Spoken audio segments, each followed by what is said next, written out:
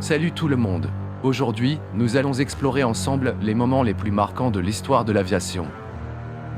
Notre aventure commence en 1903, sur les dunes venteuses de Kitty Hawk, en Caroline du Nord. Imaginez la scène. Deux frères, Wilbur et Orville Wright, s'activent autour d'une drôle de machine en toile et en bois. Ils rêvent de voler, et après des années d'expérience et de travail acharné, leur moment est arrivé. Le Flyer, c'est le nom de leur engin, s'élance dans les airs pour un vol de seulement 12 secondes. Mais ces 12 secondes vont changer le monde. C'est le premier vol motorisé et contrôlé d'un appareil plus lourd que l'air. Les frères Wright ouvrent la voie à l'aviation moderne. Leur exploit, raconté partout dans le monde, provoque l'enthousiasme et l'incrédulité. C'est le début d'une nouvelle ère, la conquête du ciel.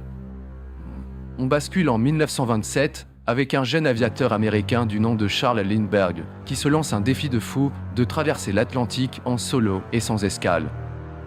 Imaginez le courage, la détermination de ce jeune homme seul aux commandes de son petit avion, le Spirit of St. Louis. Son vol est une véritable épopée. Pendant 33 heures, il affronte le froid, la fatigue, le doute, la solitude du ciel et l'océan à perte de vue. Le monde entier retient son souffle, suivant sa progression heure par heure. Et puis, enfin, le 21 mai 1927, Lindbergh atterrit au Bourget, près de Paris, accueilli en héros par une foule immense.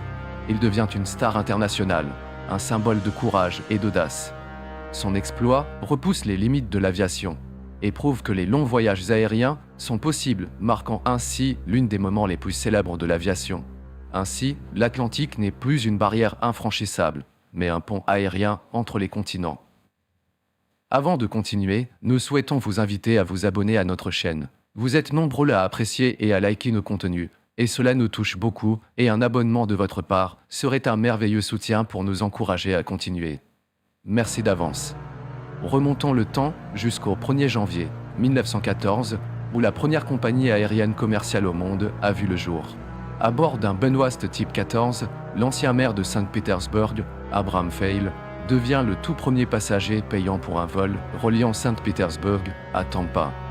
Ce trajet de 34 km, effectué en seulement 23 minutes, marque le début de l'aviation commerciale moderne.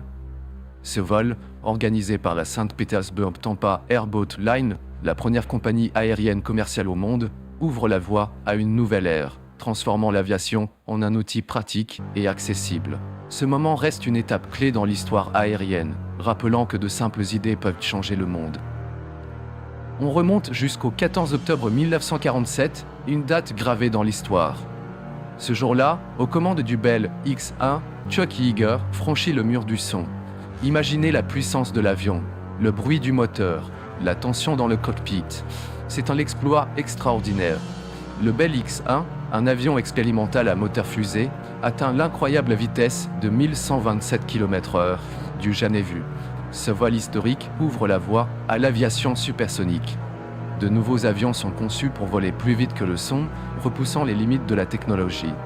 L'ère supersonique est née, symbolisée par le Concorde, un exploit qui semblait de la science-fiction quelques années plus tôt. En 1969, s'élance le premier vol du Concorde. Imaginez cet avion futuriste, symbole de vitesse et de progrès. Le Concorde, fruit d'une collaboration franco-britannique, est le premier avion de ligne supersonique pour passagers. Il relie Paris à New York en un temps record, divisant par deux la durée du voyage. Pendant près de 30 ans, le Concorde fascine le monde. Voler à son bord était une expérience unique, réservée à une élite.